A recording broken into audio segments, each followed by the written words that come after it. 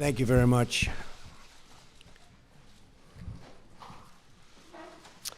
I just wanted to begin by mentioning that the nominee for Secretary of the Department of Labor will be Mr. Alex Acosta.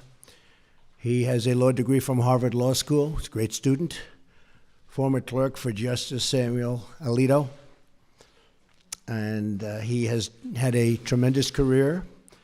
He's a member and has been a member of the National Labor Relations Board and has been through Senate confirmation 3 times, confirmed, did very, very well.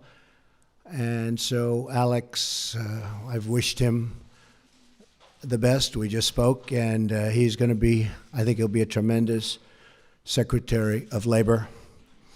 And also, as you probably heard just a little while ago, Mick Mulvaney, a former congressman, has just been approved, weeks late, I have to say that, weeks late, Office of Management and Budget. And he will be, I think, a fantastic addition. Paul Singer just left. As you know, Paul was very much involved with the anti-Trump, or as they say, never Trump. And Paul just left, and he's given us his total support.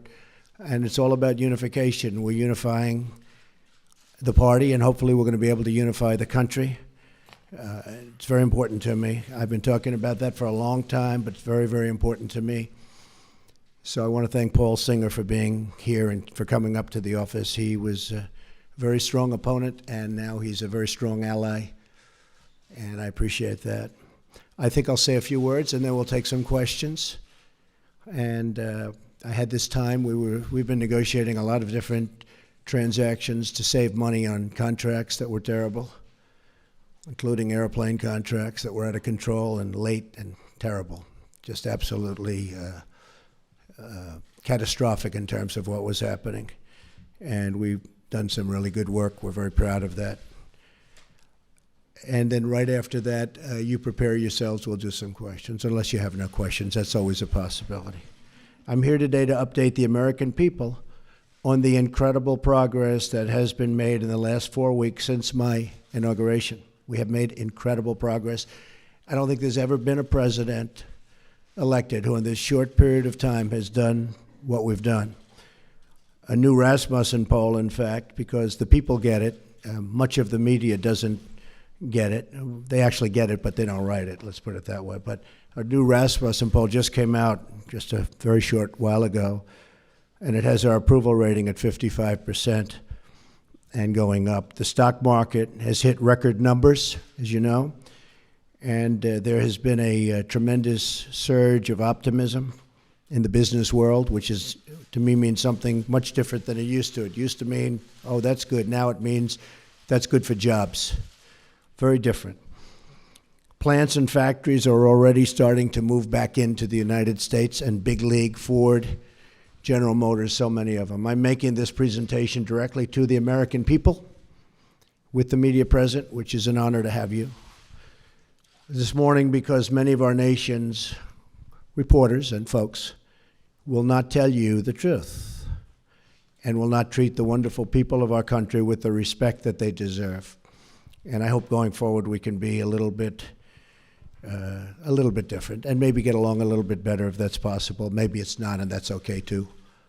Unfortunately, much of the media in Washington, D.C., along with New York, Los Angeles in particular, speaks not for the people, but for the special interests and for those profiting off a very, very obviously broken system.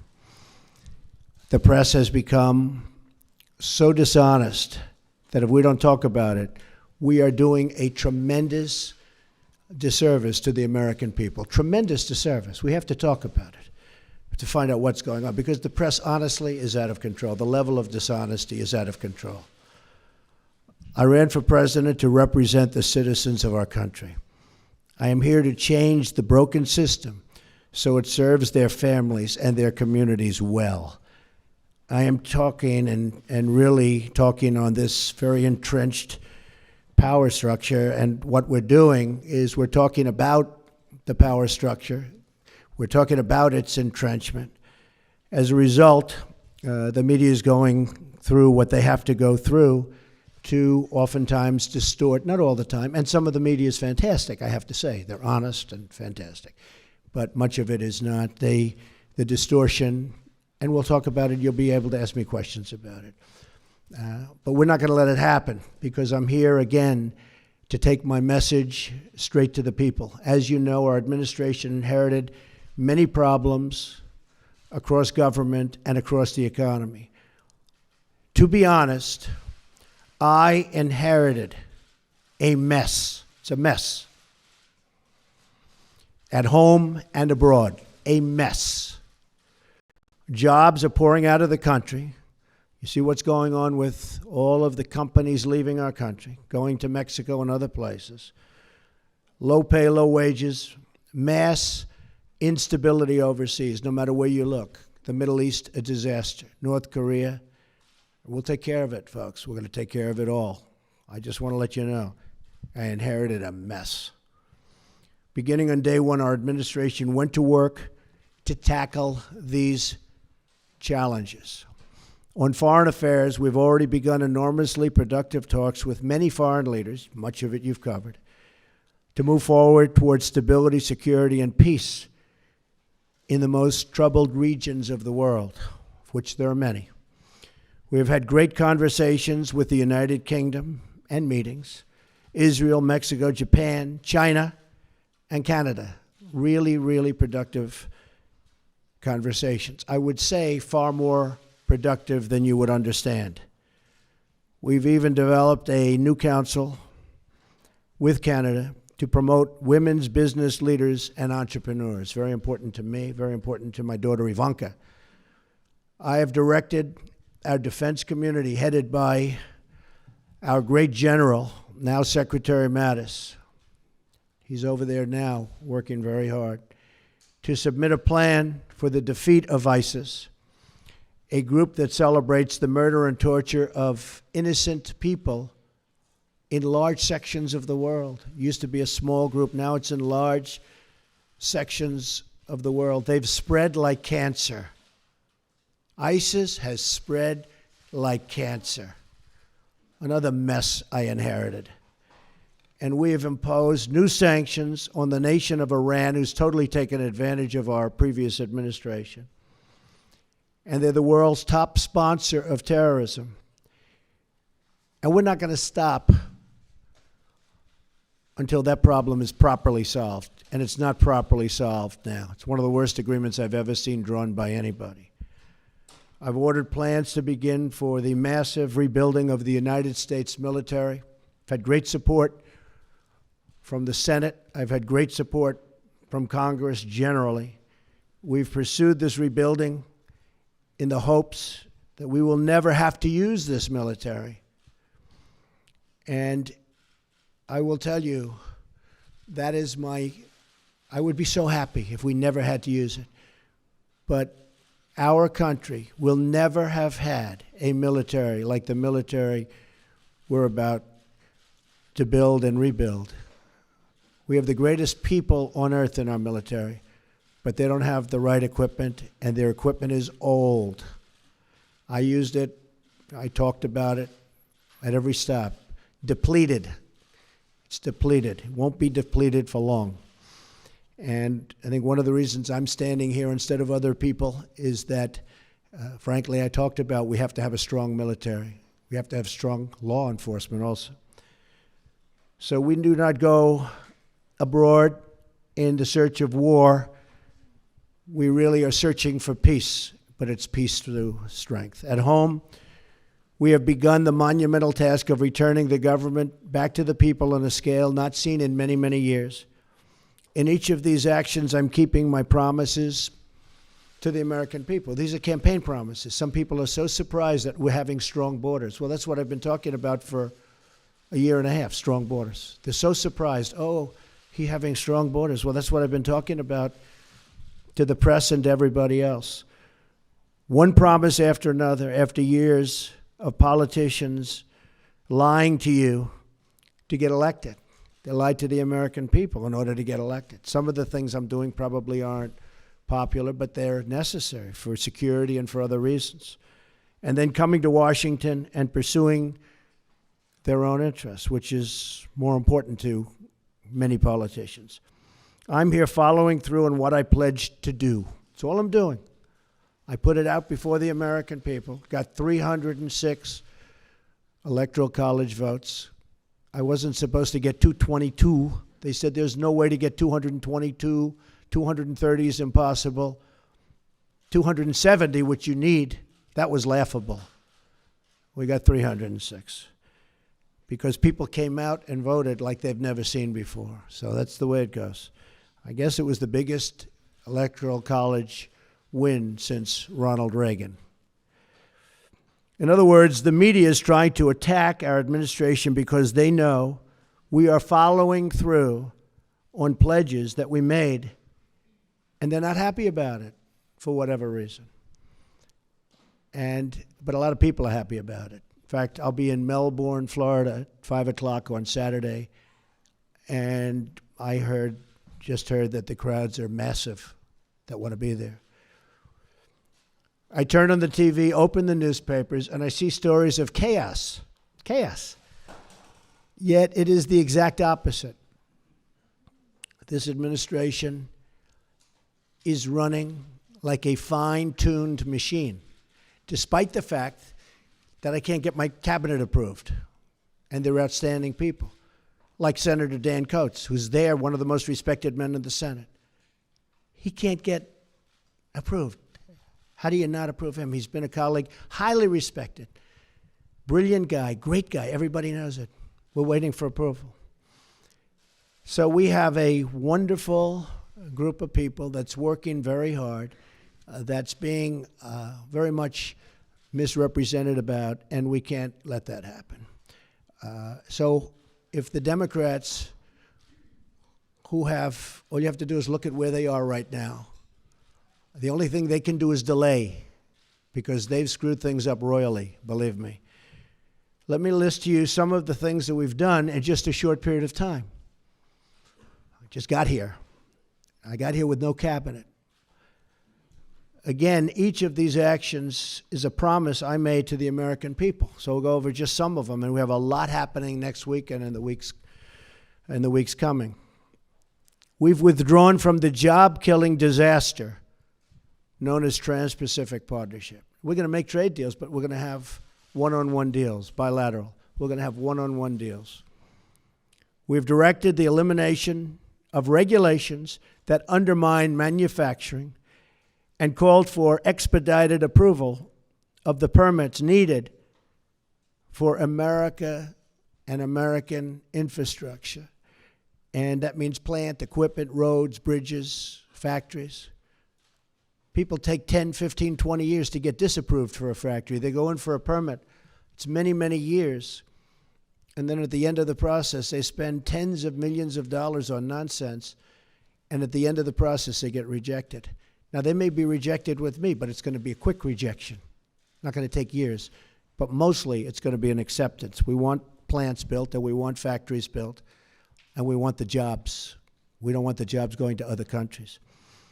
We've imposed a hiring freeze on non-essential federal workers. We've imposed a temporary moratorium on new federal regulations.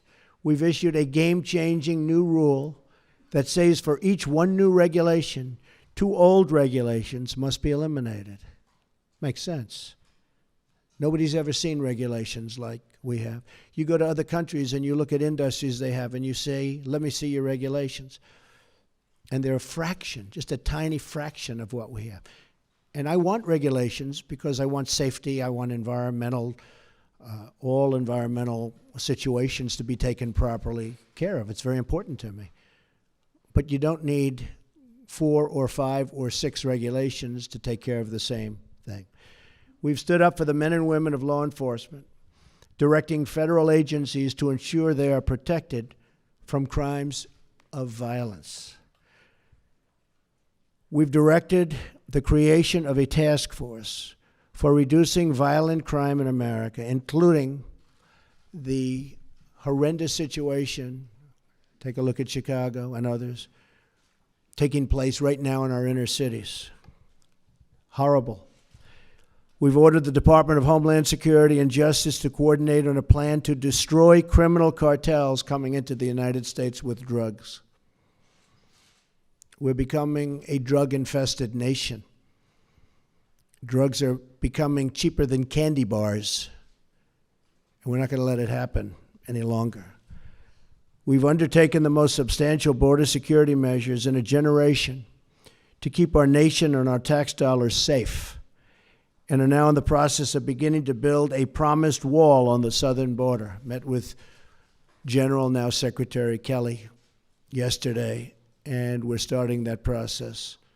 And the wall is going to be a great wall, and it's going to be a wall negotiated by me. The price is going to come down just like it has on everything else I've negotiated for the government.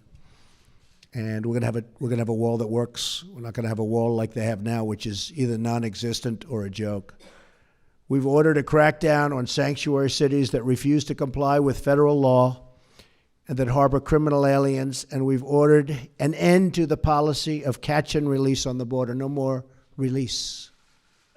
No matter who you are, release.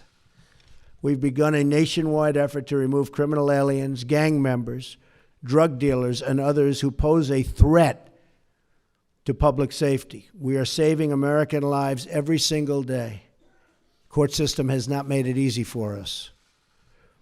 And are even creating a new office in Homeland Security dedicated to the forgotten American victims of illegal immigrant violence, of which there are many. We've taken decisive action to keep radical Islamic terrorists out of our country. Though parts of our necessary and constitutional actions were blocked by a judge's, in my opinion, incorrect and unsafe ruling, our administration is working night and day to keep you safe, including reporters safe, and is vigorously defending this lawful order.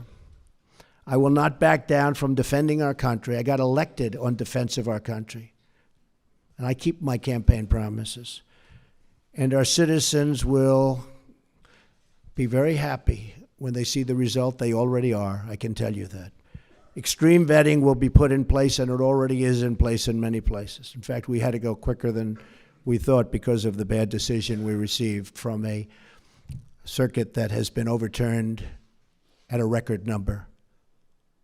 I've heard 80%. I find that hard to believe. That's just a number I heard, that they're overturned 80% of the time. I think that circuit is in chaos, and that circuit is, frankly, in turmoil. But we are appealing that, and we are going further. We're issuing a new executive action next week that will comprehensively protect our country. So we'll be going along the one path and hopefully winning that. At the same time, we will be issuing a new and very comprehensive order to protect our people. And that'll be done sometime next week, toward the beginning or middle at the latest part. We've also taken steps to begin construction of the Keystone Pipeline and Dakota Access Pipelines, thousands and thousands of jobs, and put new Buy American measures in place to require American steel for American pipelines. In other words, they build a pipeline in this country, and we use the powers of government to make that pipeline happen. We want them to use American steel. And they're willing to do that, but nobody ever asked before I came along. Even this order was drawn, and they didn't say that. And I'm reading the order, I'm saying, why aren't we using American steel? And they said, that's a good idea, we put it in. To drain the swamp of corruption in Washington, D.C., I've started by imposing a 5-year lobbying ban on White House officials and a lifetime ban on lobbying for a foreign government. We've begun preparing to repeal and replace Obamacare. Obamacare is a disaster, folks. It's a disaster. You know, you can say, oh, Obamacare. I mean, they fill up our rallies with people that you wonder how they get there, but they're not the Republican people that our representatives are representing. So we've begun preparing to repeal and replace Obamacare and are deep in the midst of negotiations on a very historic tax reform to bring our jobs back. We're going to bring our jobs back to this country, big league. It's already happening, but big league. I've also worked to install a cabinet over the delays and obstruction of Senate Democrats. You've seen what they've done over the last long number of years. That will be one of the great cabinets ever assembled in American history. You look at Rex Tillerson, is out there negotiating right now. General Mattis, I mentioned before, General Kelly. We have great people. Mick is with us now. We have great people. Among their responsibilities will be ending the bleeding of jobs from our country and negotiating fair trade deals for our citizens. Now look, fair trade, not free, fair. If a country is taking advantage of us, we're not going to let that happen anymore. Now every country takes advantage of us, almost. I may be able to find a couple that don't, but for the most part, that would be a very tough job for me to do. Jobs have already started to surge. Since my election, Ford announced it will abandon its plans to build a new factory in Mexico and will instead invest $700 million in Michigan, creating many, many jobs. Fiat Chrysler announced it will invest $1 billion in Ohio and Michigan, creating 2,000 new American jobs. They were with me a week ago. You know, you were here. General Motors likewise committed to invest billions of dollars in its American manufacturing operation, keeping many jobs here that were going to leave. And if I didn't get elected, believe me, they would have left. And these jobs and these things that I'm announcing would never have come here. Intel just announced that it will move ahead with a new plant in Arizona that probably was never going to move ahead with. And that will result in at least 10,000 American jobs.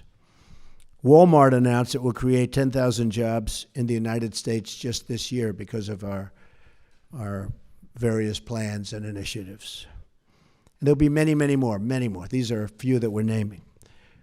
Other countries have been taking advantage of us for decades, decades and decades and decades, folks. And we're not going to let that happen anymore. Not going to let it happen. And one more thing, I have kept my promise to the American people by nominating a justice of the United States Supreme Court, Judge Neil Gorsuch, who is from my list of 20 and who will be a true defender of our laws and our Constitution. Highly respected. Should get the votes from the Democrats. You may not see that, but he'll get there one way or the other. But he should get there the old-fashioned way, and he should get those votes. This last month has represented an unprecedented degree of action on behalf of the great citizens of our country. Again, I say it, there has never been a presidency that's done so much in such a short period of time. And we haven't even started the big work yet. That starts early next week. Some very big things are going to be announced next week. So we're just getting started. We will be giving a speech, as I said, in Melbourne, Florida at 5 p.m. I hope to see you there. And with that, I just say, God bless America, and let's take some questions. Mara, go ahead. You were cut off pretty violently at our last news conference. President, did you fire Mike Flynn? Mike Flynn is a fine person, and I asked for his resignation. He respectfully gave it. He is a man who, there was a certain amount of information given to Vice President Pence, who's with us today, and I was not happy with the way that information was given. He didn't have to do that because what he did wasn't wrong. What he did in terms of the information he saw, what was wrong was the way that other people, including yourselves in this room, were given that information. Because that was classified information, it was given illegally. That's the real problem. And you can talk all you want about Russia, which was all a fake news fabricated deal to try and make up for the loss of the Democrats, and the press plays right into it. In fact, I saw a couple of the people that were supposedly involved with all of this. They know nothing about it. They weren't in Russia. They never made a phone call to Russia. They never received a phone call. It's all fake news. It's all fake news. The nice thing is I see it starting to turn, where people are now looking at the illegal, Mara, and I think it's very important, the illegal giving out classified information. It was, and let me just tell you, it was given out like so much. I'll give you an example. I called, as you know, Mexico. It was a very, very confidential, classified call, but I called Mexico. And in calling Mexico, I figured, oh, well, that's nice. I spoke to the president of Mexico, had a good call. All of a sudden, it's out for the world to see. It's supposed to be secret. It's supposed to be either confidential or classified in that case. Same thing with Australia. All of a sudden, people are finding out exactly what took place. The same thing happened with respect to General Flynn. Everybody saw this. And I'm saying, the first thing I thought of when I heard about it is, how does the press get this information that's classified? How do they do it? You know why? Because it's an illegal process, and the press should be ashamed of themselves. But more importantly, the people that gave out the information to the press should be ashamed of themselves. Really ashamed. Yes, go ahead. Because when I looked at the information, I said, I don't think he did anything wrong. If anything, he did something right. He was coming into office. He looked at the information. He said, that's fine. That's what they're supposed to do. They're supposed to be, and he didn't just call Russia. He called and spoke to both ways. I think there were 30-some-odd countries. He's doing the job. You know, he was just doing his job. The thing is, he didn't tell our vice president properly, and then he said he didn't remember. So either way, it wasn't very satisfactory to me. And I have somebody that I think will be outstanding for the position, and that also helps, I think, in the making of my decision. But he didn't tell the Vice President of the United States the facts, and then he didn't remember, and that just wasn't acceptable to me. President Trump, since you brought up Russia, I'm looking for some clarification here. During your campaign, did anyone from your team communicate with members of the Russian government or Russian intelligence? And if so, what were the nature of those conversations? Yeah. Well, the failing New York Times wrote a big, long front-page story yesterday. And it was very much discredited, as you know. It's a joke.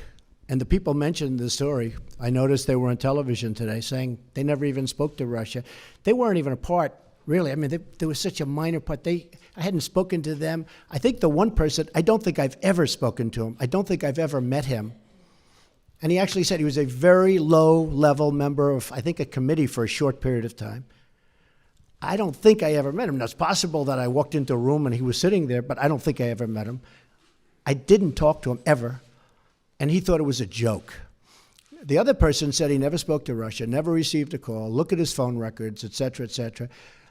And the other person, people knew that he represented various countries, but I don't think he represented Russia, but knew that he represented various countries. That's what he does. I mean, people know that.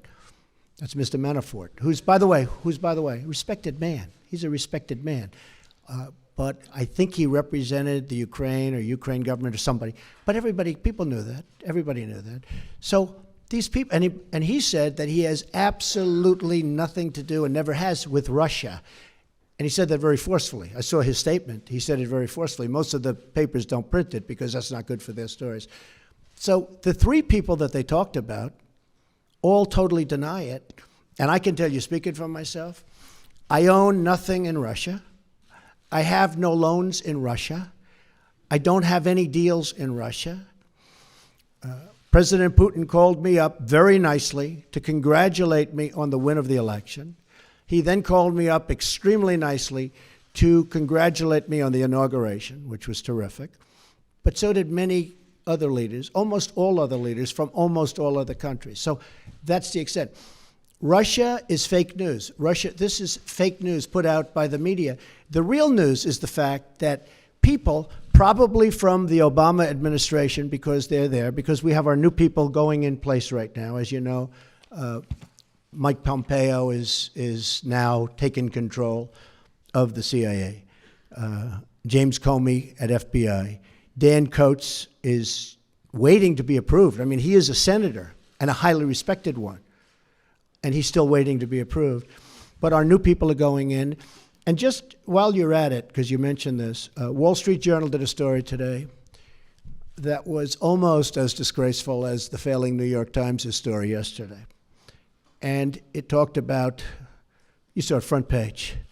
So, Director of National Intelligence just put out, acting, a statement. Any suggestion that the United States intelligence community, this was just given to us, is withholding information and not providing the best possible intelligence to the president and his national security team is not true.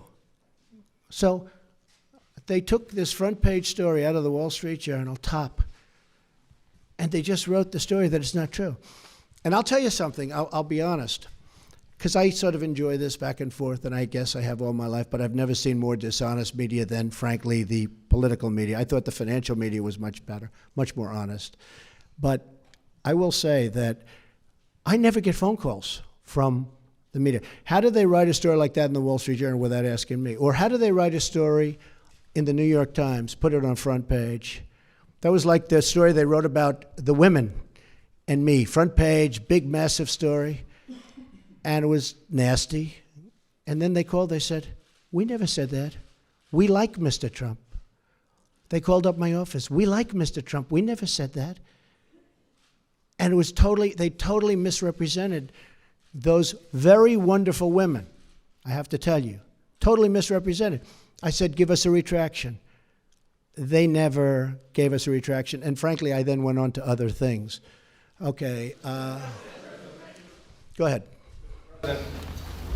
Excuse me. You said, I am, just want to get untangled. Very simply, you said today that you had the biggest electoral margin since Ronald Reagan with 304, 306 electoral votes. In fact, President Obama got 365 in 2008. Well, I'm talking about Republican. The President Obama 332, Yeah. and George H.W. Bush 426 when he won as president. So why should Americans trust you? Well, no, I was given that presenting information. I was just given. We had a very, very big margin. I guess my question is, why should Americans trust you when you accuse the information they receive of being fake when you're providing information that's Well, not I don't know. I was given that information. Mr. President, Actually, I've seen that information around. President Trump. But it was a very substantial victory. Do you agree with that?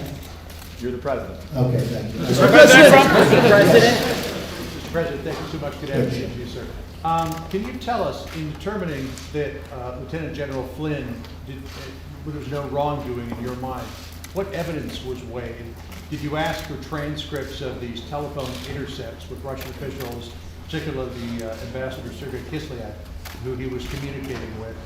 What evidence did you weigh to determine that there was no wrongdoing? Further to that, sir, you've said on a couple of occasions this morning you are going to aggressively pursue the source of these leaks. We are. Can we ask what you're going to do? And also, we've heard about a review of the intelligence community headed up by Stephen Feinberg. Well, first of all, about that, we now have Dan Coates, hopefully soon, Mike Pompeo, and James Comey, and they're in position. So I hope that we'll be able to straighten that out without using anybody else. The gentleman you mentioned is a very talented man, very successful man, and he has offered his services, and it's something we may take advantage of. But I don't think we'll need that at all because of the fact that, I think that we're going to be able to straighten it out very easily on its own.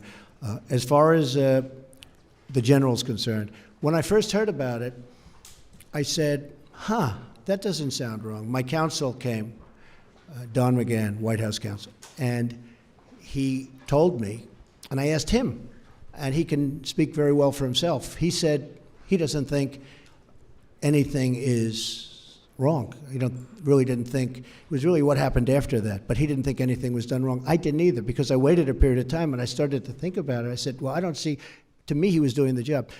The information was provided by, who I don't know, Sally Yates, and I was a little surprised because I said, doesn't sound like he did anything wrong there, but he did something wrong with respect to the vice president, and I thought that was not acceptable. As far as the actual making the call, in fact, I've watched various programs and I've read various articles where he was just doing his job. That was very normal. You know, first everybody got excited because they thought he did something wrong.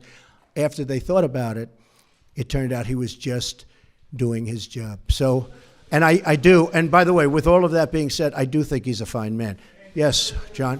On the leaks, sir, what will you do? Go ahead, finish off, then I'll get you. I'm sorry, what will you do on the leaks? You have said twice. Yes, we're looking at them very, very serious. I've gone to all of the folks in charge of the various agencies, and I've actually called the Justice Department to look into the leaks. Those are criminal leaks. They're put out by people either in agencies.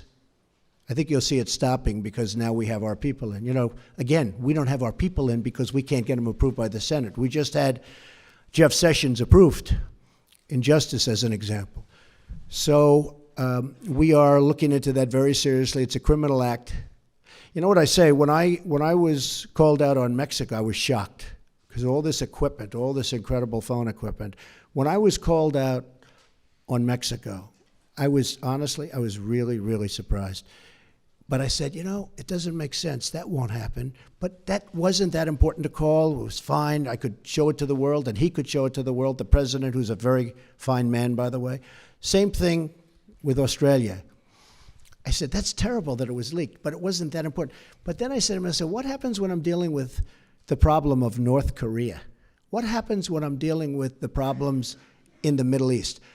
Are you folks going to be reporting all of that very, very confidential information, very important, very, you know, I mean, at the highest level? Are you going to be reporting about that too?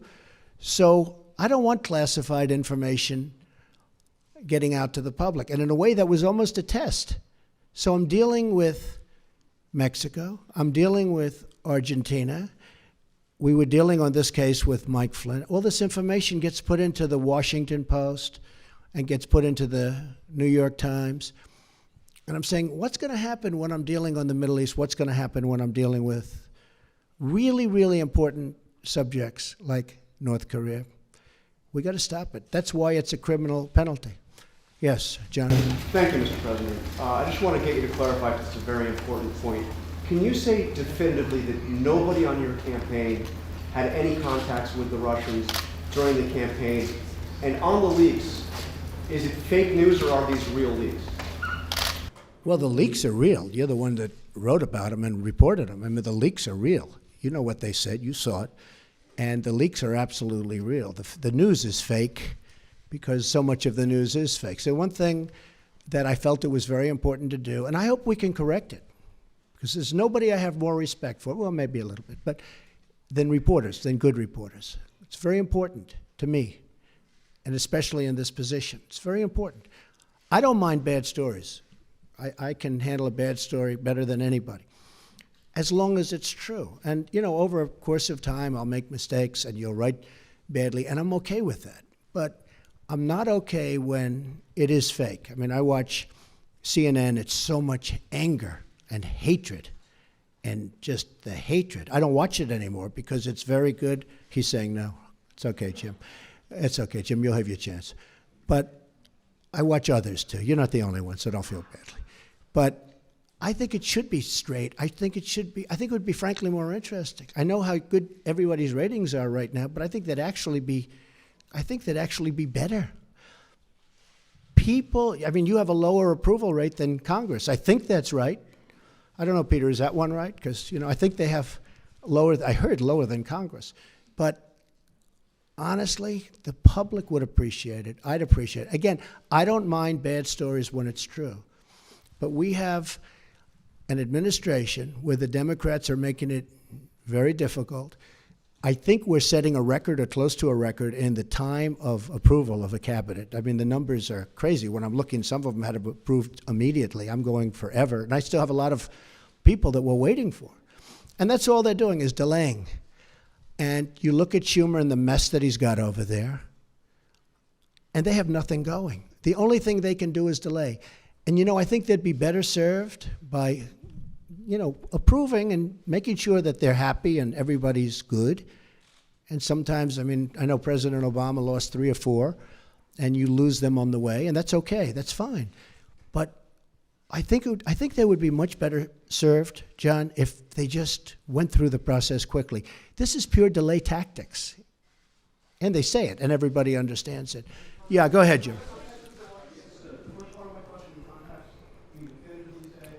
Well, I had nothing to do with it. I have nothing to do with Russia. I told you. I have no deals there.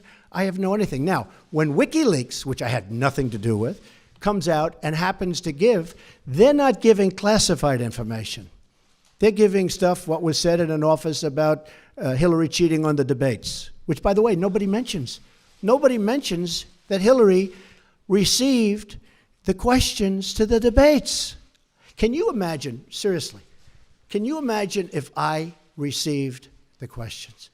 It would be the electric chair.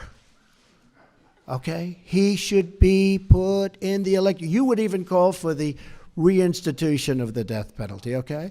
Maybe not you, John. Yes, we'll do you next, Jim. I'll do you next. Yes, yes? Sure. No, I didn't. No, I didn't. No, I didn't. But Mike, excuse me. No, I fired him because of what he said to Mike Pence. Very simple. Mike was doing his job. He was calling countries and his counterparts. So it certainly would have been okay with me if he did it. I would have directed him to do it if I thought he wasn't doing it. I didn't direct him, but I would have directed him because that's his job. And it came out that way. And in all fairness, I watched Dr. Charles Krauthammer the other night say he was doing his job. And I agreed with him. And since then, I've watched many other people say that. No, I didn't direct him, but I would have directed him if he didn't do it. Okay? Jim? Mr. President, thank you very much. And just for the record, we don't hate you. I don't hate you. Okay. So I just want to pass that along. But Ask Jeff Zucker how he got his job, okay? if I may follow up on some of the questions that have taken place so far here, sir. Well, not too many. We do have other people. You do have other people, and your ratings aren't as good as some of the other people that are waiting. Pretty good right now, actually. Okay. Go ahead, Jim. If I may ask, sir, you said earlier that WikiLeaks was revealing information about the Hillary Clinton campaign during the election cycle. You welcomed that. At one I was okay with it. You said you loved WikiLeaks.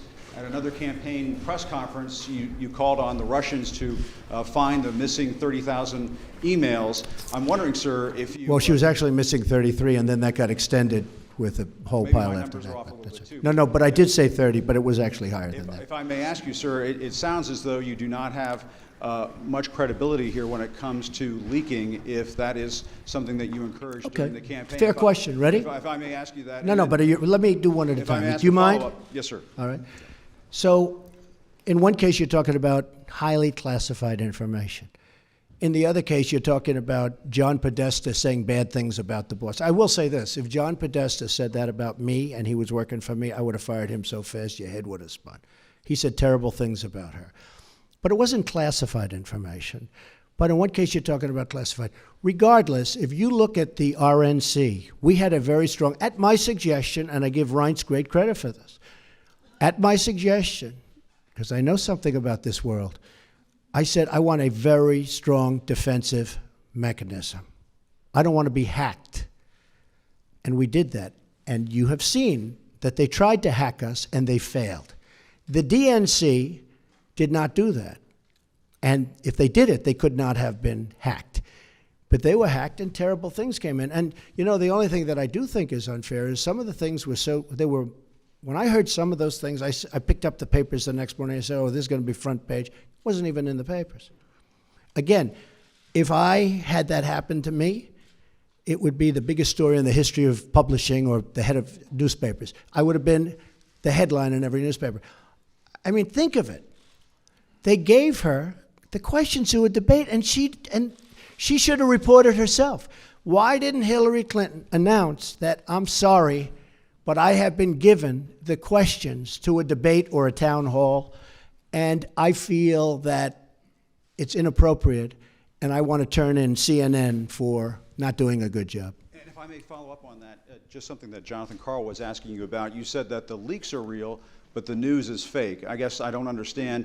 It seems that there's a disconnect there. If the information coming from those leaks is real, then how can the stories be No, fake? the reporting is fake. And if I Look, may ask, look, I just want to ask Jim, you know what it Yes, is? sir. Here's the thing. The public isn't, they read newspapers, they see television, they watch.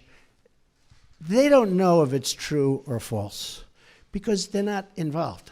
I'm involved. I've been involved with this stuff all my life, but I'm involved. So I know when you're telling the truth or when you're not. I just see many, many untruthful things. And I'll tell you what else I see. I see tone, the word tone. The tone is such hatred. I'm really not a bad person, by the way. No, but the tone is such, I do get good ratings, you have to admit that. The tone is such hatred. I watched this morning a couple of the network, and I have to say, Fox and Friends in the morning, they're very honorable people. They're very, not because they're good, because they hit me also when I do something wrong, but they have the most honest morning show. That's all I can say. It's the most honest. But the tone, Jim, if you look, the hatred, sometimes somebody gets, well, you look at your show that goes on at 10 o'clock in the evening. You just take a look at that show. That is a constant hit. The panel is almost always exclusive anti-Trump. The good news is he doesn't have good ratings. But the panel is almost exclusive anti-Trump. And the hatred and venom coming from his mouth, the hatred coming from other people on your network. Now, I will say this. I watch it. I see it. I'm amazed by it. And I just think you'd be a lot better off. I honestly do. The public gets it, Look, when I go to rallies, they turn around, they start screaming at CNN. They want to throw their placards at CNN, I think you would do much better by being different. But you just take a look. Take a look at some of your shows in the morning and the evening. If a guest comes out and says something positive about me, it's brutal. Now, they'll take this news conference. I'm actually having a very good time, okay? But they'll take this news conference. Don't forget, that's the way I won. Remember, I used to give you a news conference every time I made a speech, which was like every day, okay? No, that's how I won. I won with news conference and probably speeches. I certainly didn't win by people listening to you people, that's for sure. But I'm having a good time. Tomorrow they will say, Donald Trump rants and raves at the press. I'm not ranting and raving. I'm just telling you, you're dishonest people. But I'm not ranting and raving. I love this. I'm having a good time doing it. But tomorrow the headlines are going to be Donald Trump rants and raves. I'm not ranting and raving. Go ahead. I may just one more follow-up. Should I let him have a little bit more? What do you think, Peter? Peter, should I let him have a little bit more? Sit down. Sit down. Just because of the attack of fake news and attacking our network, I just want to ask you, sir. I'm changing it from fake news, though. Doesn't that undermine? Very fake news. I know, but aren't you? Go ahead. Real news, Mr. President. Real news. And you're not related to our new... I am not related, sir, no. I do like the sound of Secretary Acosta, I must say. I looked at that name. I said, wait a minute. Is there any relation there? Alex Acosta. I'm sure you checked that out, sir. No, I checked it. They said, no, sir. I said, do me a favor. Go back and check the family tree. Okay. But aren't you concerned, sir, that you are undermining the people's faith in the First Amendment, freedom of the press in this country, when you call stories you don't like fake news? Why not just say it's a story I don't like? When you call it fake news, you're undermining confidence in our news media. Here's the thing. Isn't that important? I understand and you're right about that, except this. See, I know when I should get good and when I should get bad. And sometimes I'll say, wow, that's going to be a great story, and I'll get killed. I know what's good and bad. I'd be a pretty good reporter, not as good as you. But I know what's good. I know what's bad. And when they change it and make it really bad, something that should be positive, sometimes something that should be very positive, they'll make okay. They'll even make it negative. So I understand it. So because I'm there, I know what was said, I know who's saying it, I'm there. So it's very important to me. Look, I want to see an honest press. When I started off today by saying that it's so important to the public to get an honest press. The public doesn't believe you people anymore. Now, maybe I had something to do with that. I don't know. But they don't believe you. If you were straight and really told it like it is, as Howard Cosell used to say, right? Of course, he had some questions also. But if you were straight, I would be your biggest booster. I would be your biggest fan in the world, including bad stories about me. But if you go, as an example, your CNN, I mean, it's story after story after story is bad. I won. I won. And the other thing, chaos. There's zero chaos. We are running, this is a fine-tuned machine. And Reince happens to be doing a good job, but half of his job is putting out lies by the press. You know, I said to him yesterday, this whole Russia scam that you guys are building so that you don't talk about the real subject, which is illegal leaks. But I watched him yesterday working so hard to try and get that story proper. And I'm saying, here's my chief of staff, a really good guy, did a phenomenal job at RNC. I mean, he won the election, right? Won the presidency. We got some senators. We got some all over the country. You take a look. He's done a great job. And I said to myself, and I said to somebody that was in there, I said, you take a look at Reince. He's working so hard just putting out fires that are fake fires. I mean, they're fake. They're not true. And isn't that a shame? Because he'd rather be working on health care. He'd rather be working on tax reform, Jim. I mean that. I would be your biggest fan in the world if you treated me right. Now, I sort of understand there's a certain bias, maybe by Jeff or somebody, for whatever reason. And I understand that. But you've got to be at least a little bit fair. And that's why the public sees it. They see it. They see it's not fair. You take a look at some of your shows, and you see the bias and the hatred. And the public is smart. They understand it. Okay, yeah, go ahead. Go ahead. We have no doubt that you believe this story is fake news, but for those who believe that there is something to it, is there anything that you have learned over these last few weeks that you might be able to feel that might ease their concerns that this isn't fake news? And second, I think they don't believe it. I don't think the public believes it. That's why the Rasmussen poll just has me through the roof. I don't think they believe it. Well, I guess one of the reasons I'm here today is to tell you the whole Russian thing, that's a ruse. That's a ruse. And by the way, it would be great if we could get along with Russia, just so you understand that. Now, tomorrow you'll say, Donald Trump wants to get along with Russia. This is terrible. It's not terrible. It's good. We had Hillary Clinton try and do a reset. We had Hillary Clinton give Russia 20% of the uranium in our country. You know what uranium is, right? It's a thing called nuclear weapons and other things, like lots of things are done with uranium, including some bad things. Nobody talks about that. I didn't do anything for Russia. I've done nothing for Russia. Hillary Clinton gave them 20% of our uranium.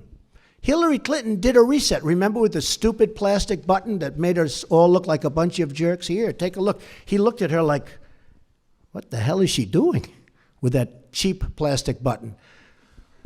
Hillary Clinton, that was a reset. Remember it said reset? Now, if I do that, I'm a bad guy.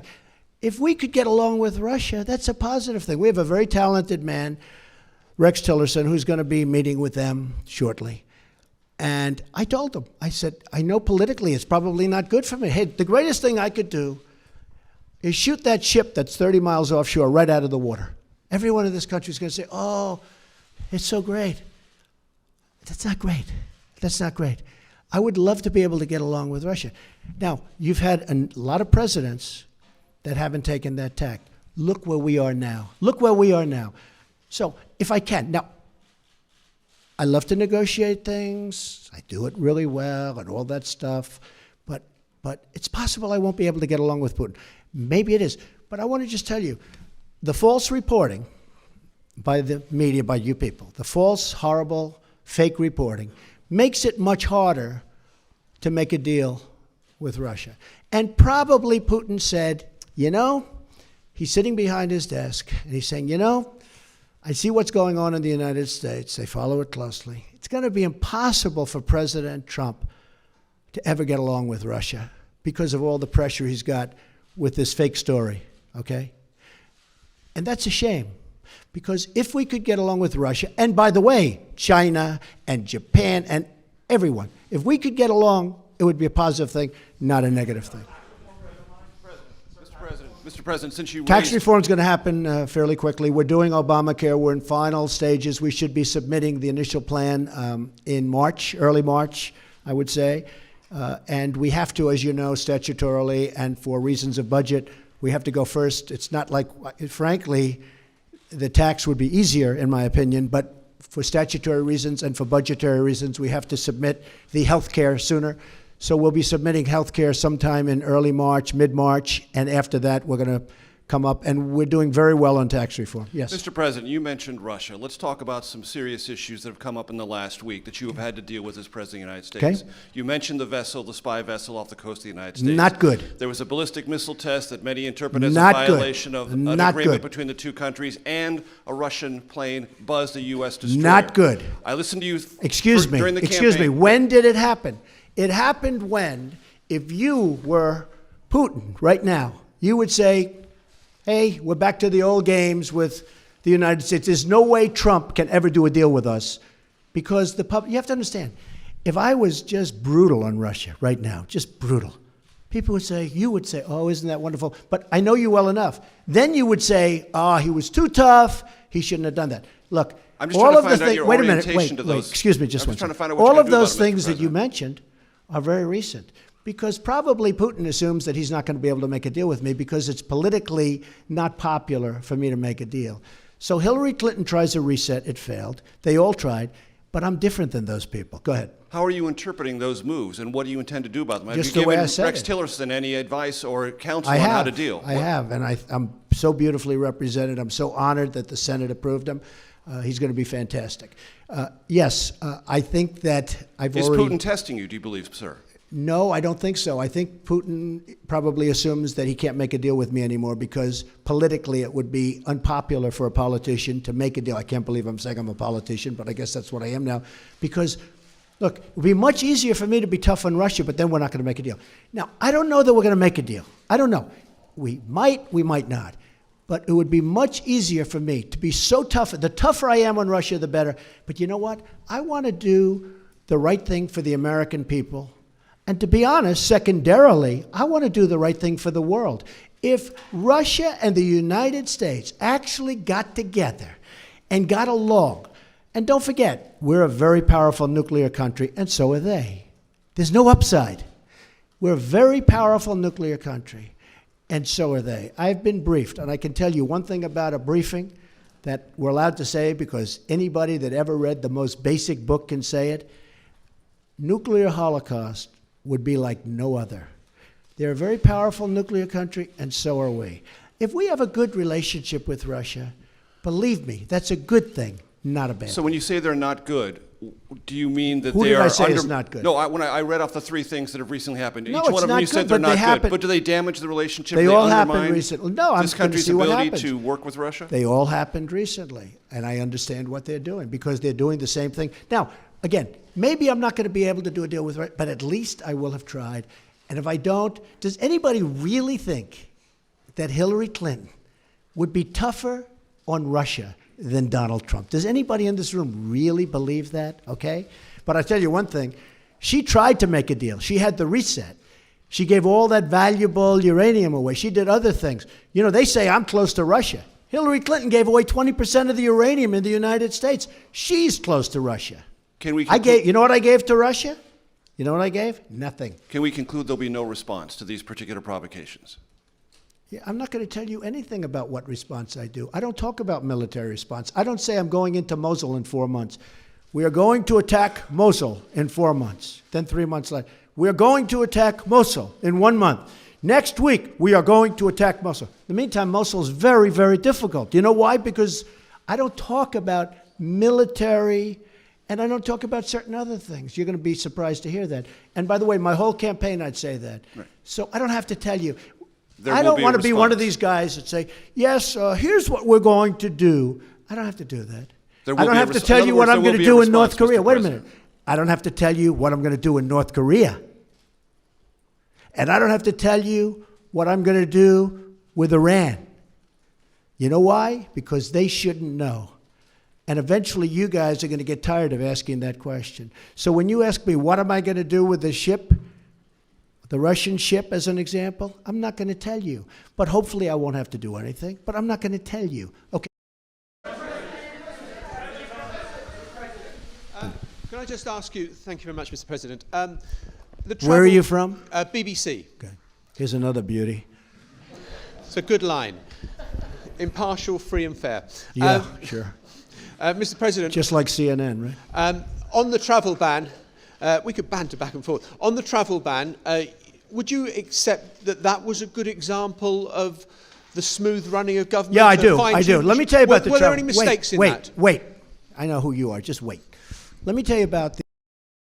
All right, folks. So President Donald Trump is set to speak in just a few minutes. We got footage of it, and we're going to go there live. So give me just a second. It will say starting soon on your screen, but I'll switch it over to the stream. So give me a second.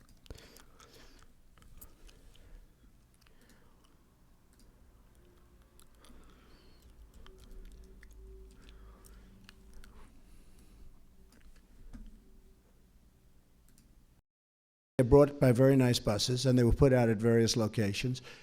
Despite that, the only problem that we had is we had a bad court. We had a court that gave us what I consider to be, with great respect, a very bad decision. Very bad for the safety and security of our country. The rollout was perfect. Now, what I wanted to do was do the exact same executive order, but said one thing, and I said this to my people: give them a 1-month period of time.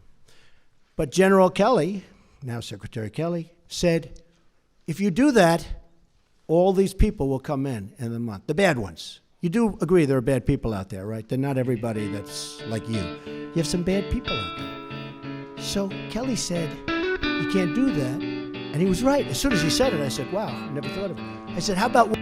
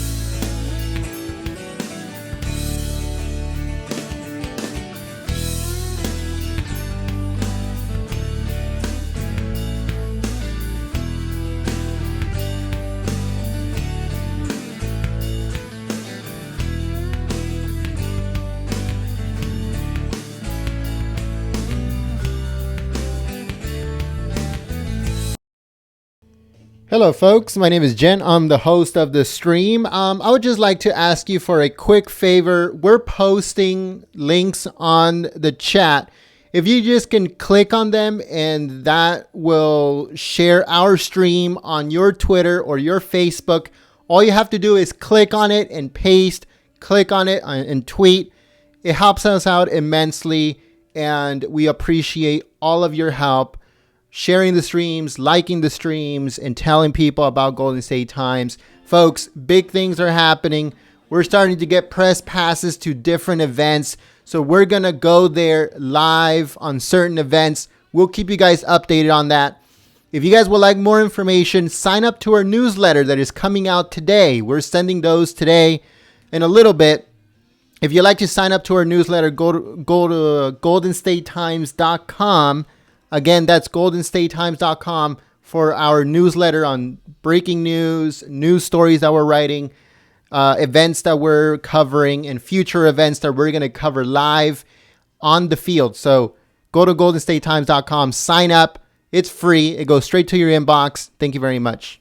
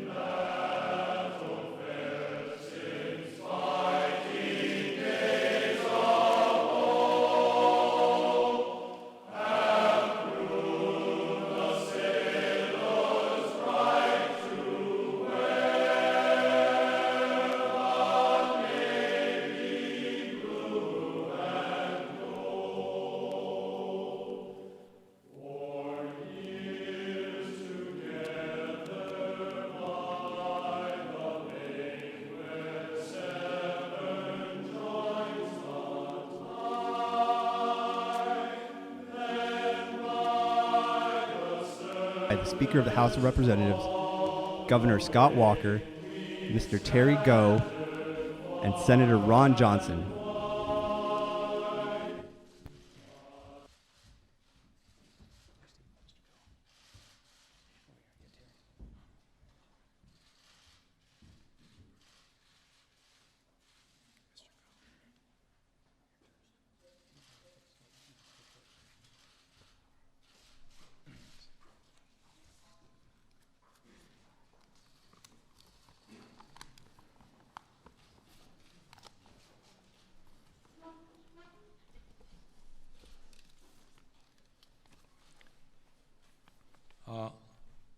Vice President Pence, Speaker Ryan, Governor Walker, and Senator, and the distinguished members of the Cabinet, distinguished members of Congress, ladies and gentlemen.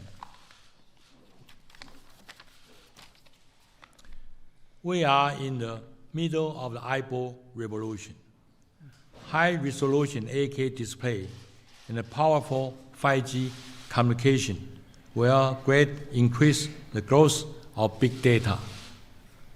With artificial intelligence, a new 8K plus 5G ecosystem is born. 8K display is a key for the future. For example, 8K will enable new medical solutions to limit blood loss in surgery, lessen pain in treatment, and then greatly reduce the cost of health care. Honghai Group, Foxconn, and then Sharp are committed to build in America this most advanced 8K ecosystem manufacturing industry in the world. Why do it here? TV was invented in America. Yet, American does not have a single LCD fab to produce a complete 8K system. We are going to change that.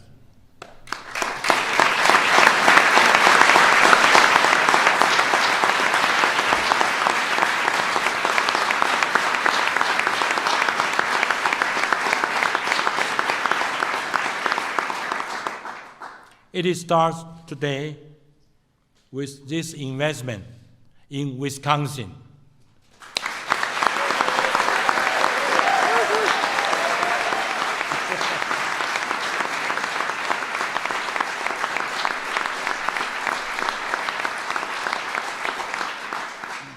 Governor Walker,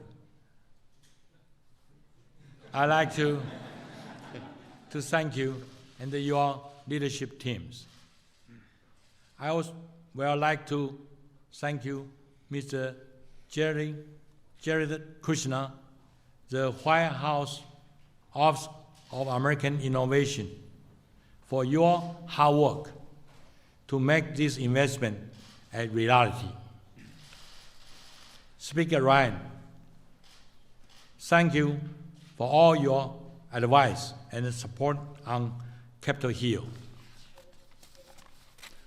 Vice President Pence, we are not strangers. We have facility in your home state. Your support is very much appreciated. Mr. President, we just met inside. We met in, we spent 10-15 minutes talking. I met you 3 times. Each time you have emphasized the importance of manufacturing in America and providing high-skilled jobs for American workers. I feel confident to say this is a win-win-win strategy. Mr. President, with you, the Vice President, the Speaker, and the Governor Walker strongly supporting by American. We are confident that many American products will be a great success.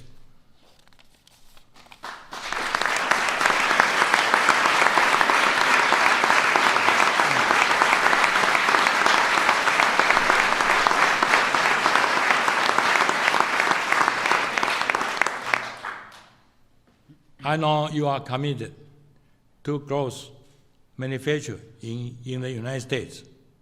Because of you, we are also committed to create great jobs for American people. President, the eagle flies. Thank you. Thank you.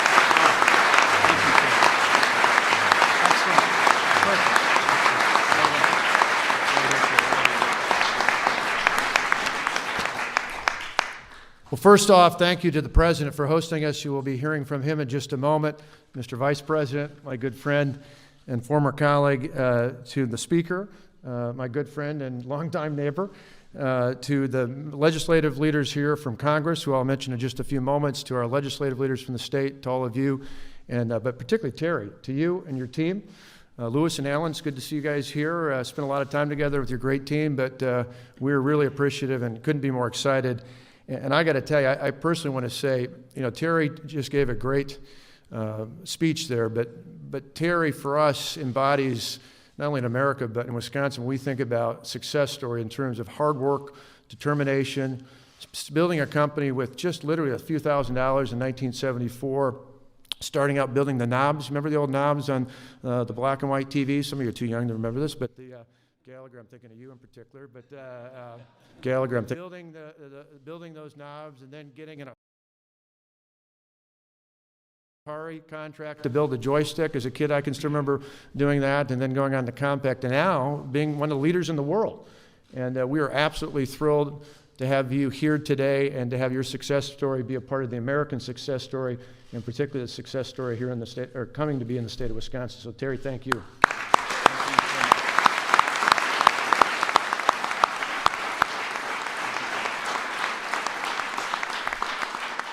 This is a great day for America. It is a great day for Wisconsin, and it's a great day for Foxconn.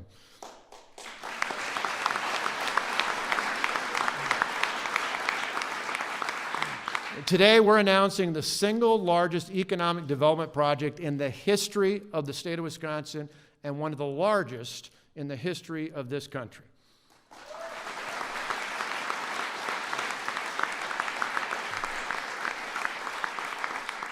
In fact, we went back and verified this. This will be the largest greenfield-based company investment from a foreign-based company in U.S. history as measured by jobs. So this is literally number one. So thank you, Terry.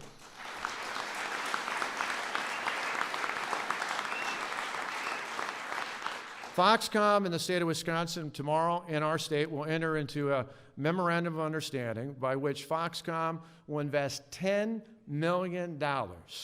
Excuse me, $10 billion, thank you. Just making sure, yeah. I'm glad to see Paul Ryan's keeping track of millions and billions. Little different than Dirksen, back our neighbor to the south.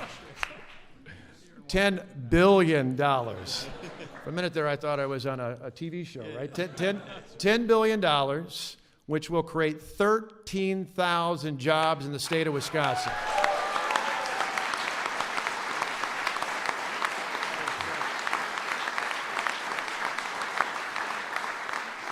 In turn, the state of Wisconsin, to fulfill that commitment, our partnership with Terry and the Foxconn team will invest $3 billion in economic incentives to make that partnership go forward. And these are exciting times. These 13,000 jobs have an average annual salary of over $53,000 plus benefits. In addition, sure you can clap for that.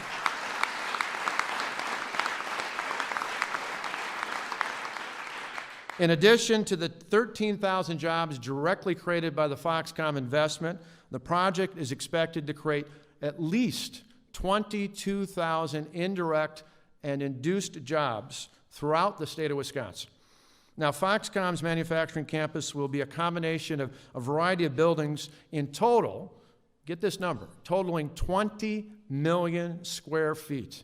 Now think about that. That would be 3 times the size of the U.S. Pentagon, or for those of us who are Packer fans, that's big enough to put 11 Lambeau Fields inside of that space.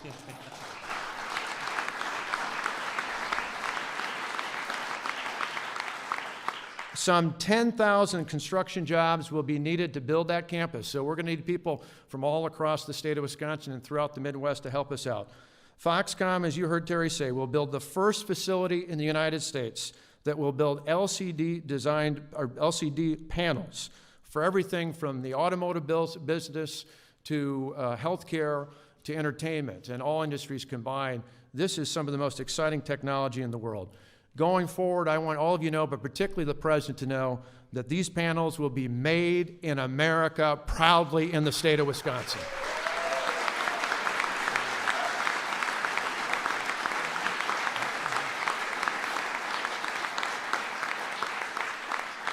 Foxconn's new ecosystem will transform Wisconsin. In fact, Terry and I came up with a name. We call it Wisconn Valley. Wisconn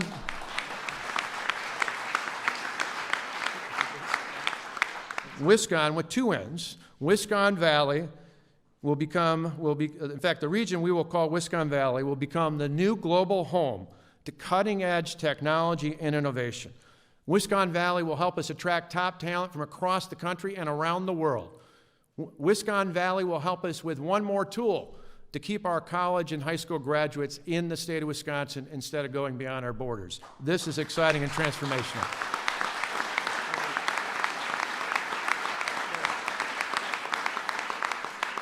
And in addition to thanking Terry and his great team from Foxconn and Sony and all the other great, and Sharp, excuse me, boy, I blew it again, I got to pay attention to that, to Sharp, having seen their great facilities, I want to particularly thank the President of the United States. Because as Terry alluded to, the President in late April met with Terry and his team. The next day, a number of our folks from Wisconsin gathered together in the office of the Chief of Staff, Reince Priebus, who's a fellow cheesehead, and we started this great journey together. We've had multiple meetings. We've had great discussions. Jared and Reed and the rest of the team here at the White House did a fabulous job. We've been back and forth. The Foxconn team has been all over the state of Wisconsin, worked with our regional local partners. It's been a great success story, and we made a great trip over to see Terry and his team. And when he talks about that 8K, it is phenomenal. It is some of the most amazing technology in the world, and we're proud to say it's going to be made in this great state of Wisconsin. So together, we had a special bond built, and that started because the President said, we want to build this kind of technology in the United States. It just so happened, it was kind of nice that about a week or so before the visit that Terry and the team made here to the White House, the President had been at Snap-on Tool in Kenosha, Wisconsin, and had said, as Reince was asking about what that spot was down there, Reince filled him in, and he told Terry and the others it would be nice to build something like that right in that area in southeastern Wisconsin. So that's exactly what we're doing here today. We could not be more thrilled. It's been a tremendous effort, a tremendous team. I want to thank 2 of my top cabinet members, Mark Hogan and Scott Neitzel, as well as my Chief of Staff, Rich Zipper, are here, and all that they represent in the state of Wisconsin. I want to thank our leaders in the legislature, Assembly Speaker Robin Voss and Senate President Roger Roth, who are here, as well as thanking Minority Leader Peter Barca, who's been a great advocate on this as well. And I particularly want to thank the members of the congressional delegation from Wisconsin, starting with the dean of the delegation, Jim Sensenbrenner, Congressman Duffy, Congressman Gallagher, Congressman Grothman, Senator Baldwin, and Senator Johnson. They have been tenacious in working on this project with us for the good of everyone in the state, Republican and Democrat and everyone in between. We all win with this. And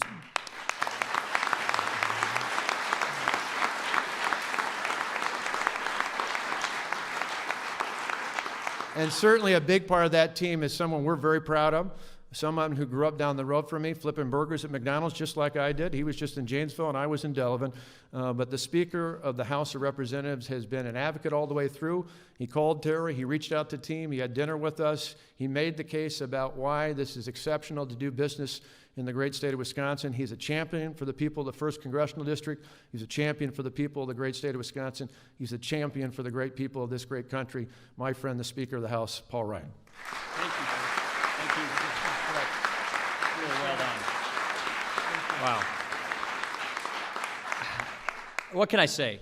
This is a great day for American manufacturing. You know,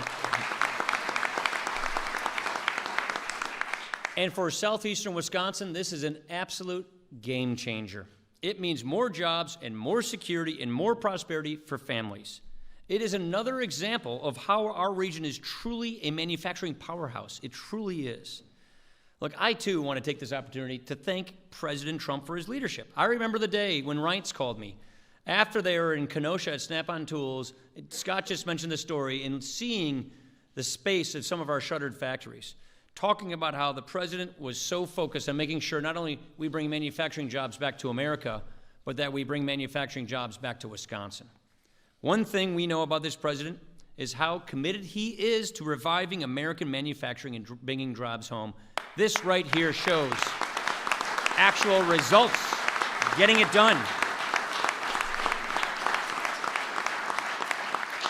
Every time we talked about this, he was so engaged and so willing to get the work done to get it to where we are right here. I want to thank our quarterback of this effort.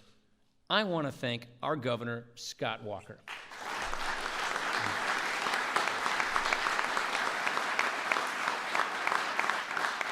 Governor Walker quarterbacked this effort. Under Governor Walker's leadership, we have seen Wisconsin manufacturing make a huge comeback, and this is the topper of all toppers. When he asked us to get involved in talking to Foxconn, I could not have been more excited. Chairman Go and his team, they have been incredible throughout this entire process. Terry, I want to thank you for your commitment to the people of Wisconsin. Thank you.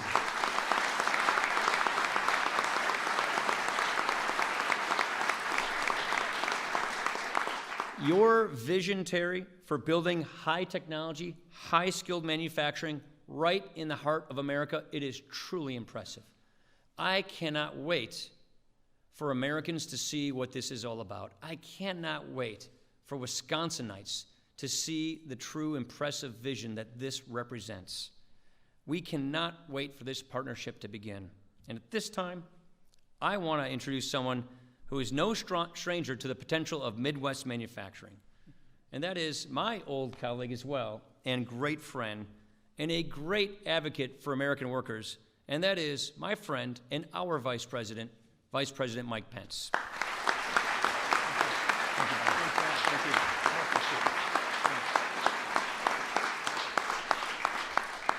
Governor Walker, Speaker Ryan, Senator Johnson, Secretary Mnuchin, Secretary Ross, Chairman Go, members of Congress who join us today of the House and Senate, distinguished members of the state legislature in Wisconsin. On behalf of the First Family, welcome to the White House.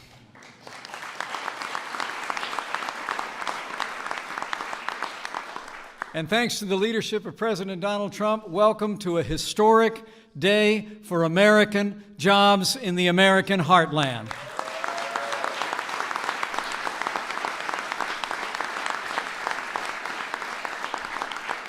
You know, since the very first day of this administration, President Trump has been busy rolling back federal red tape, unleashing American energy, working to lower taxes, rebuild our infrastructure, and give the American people the world-class health care they deserve.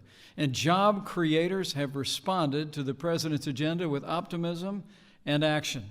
Businesses large and small have created more than 800,000 new jobs since President Trump took office.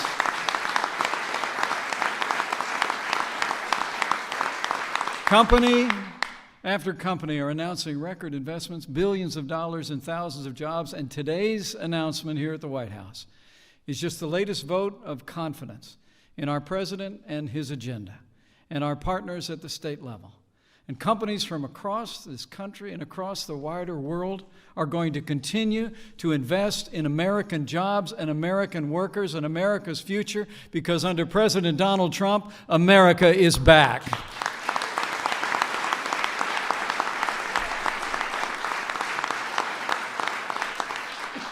So, ladies and gentlemen, with gratitude for his leadership and his determination to make America prosperous again, it is now my high honor and distinct privilege to introduce to you the 45th President of the United States of America, President Donald Trump.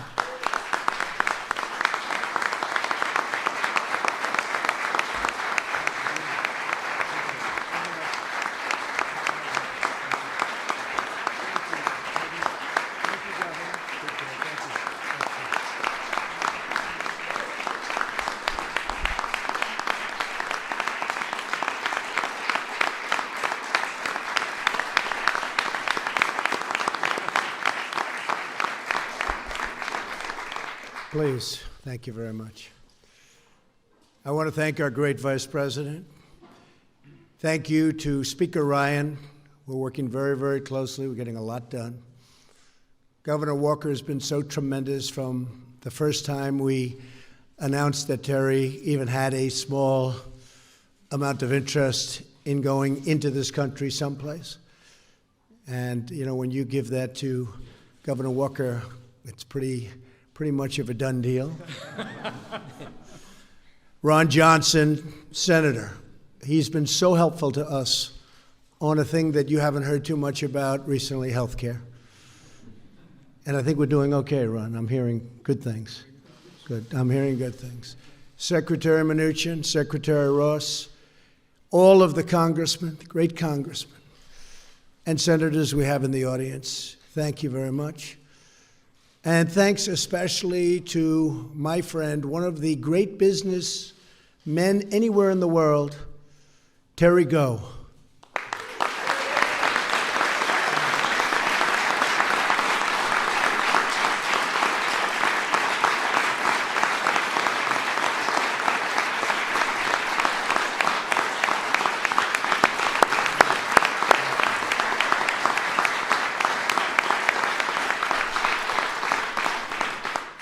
I would see Terry and I'd say, Terry, you have to give us a couple of those massive, these are massive places that you do such great work with, and he's going to be doing that in a state that's very close to my heart, Wisconsin. So we're very happy. One of the big job producers anywhere at any time, Scott. So I know it's going to be fantastic for the people. This is a great day for American workers and manufacturing, and for everyone who believes in the concept and the label, made in the USA.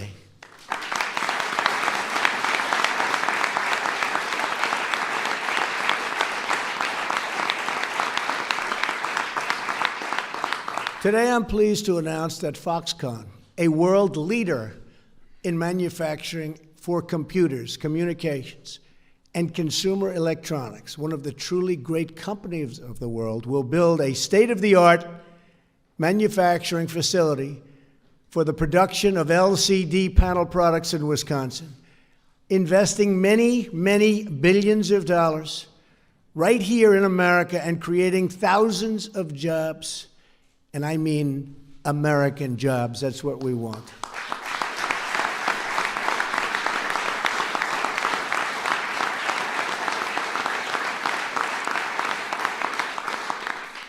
Another big investor in our country, Steve Wynn, would you stand up? He's raising so much money for our great Republican Party. Andrea, please stand up. Please, thank you. Thank you, Steve. Did a great job. You've done a great job, Steve. Thank you. Foxconn will invest in southeast Wisconsin, while a larger facility is constructed over the coming years. And that facility is currently under negotiation. It will be about the biggest there is anywhere. The company's initial investment of more than $10 billion will create 3,000 jobs at a minimum, with the potential for up to 13,000 jobs in the very near future. The construction of this facility represents the return of LCD, electronics, and electronic manufacturing to the United States, the country that we love. That's where we want our jobs. To make such an incredible investment, Chairman Go put his faith and confidence in the future of the American economy. In other words, if I didn't get elected, he definitely would not be spending $10 billion.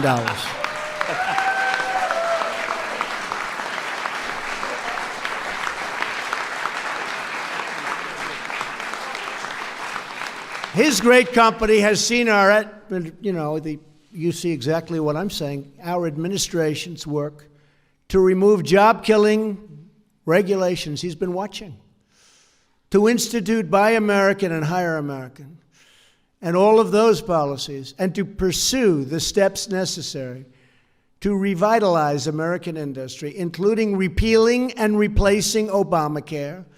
We better get that done, fellas, please. Mike, we need that so badly. Cutting taxes, fixing our trade deals, and rebuilding our infrastructure. We'll be submitting an infrastructure bill in the not very distant future. We're going to be submitting a tax bill in the very near future.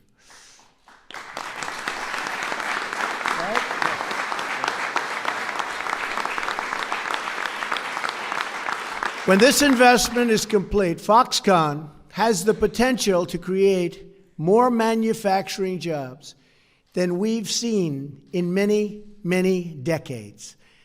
Chairman Go, I thank you for your investment in the American worker. They appreciate it. They will not let you down. They never let us down. There is nobody like the American worker. Terry Go told me that he believes in America, and he really believes in America. And that as a great entrepreneur, one of the greatest in the world, by the way, he won't say it, but I'll say it, one of the great entrepreneurs of the world, he has a real bond with the administration and with Americans. Foxconn joins a growing list of industry leaders who understand that America's capabilities are limitless and that America's workers are unmatched and that America's most prosperous days are just ahead. We are going to have some very, very magnificent decades. Thank you all for being here. Thank you, Terry, and thank you to Foxconn. God bless the United States of America. God bless you all. Thank you very much. Thank you. Thank you. Thank you, everybody.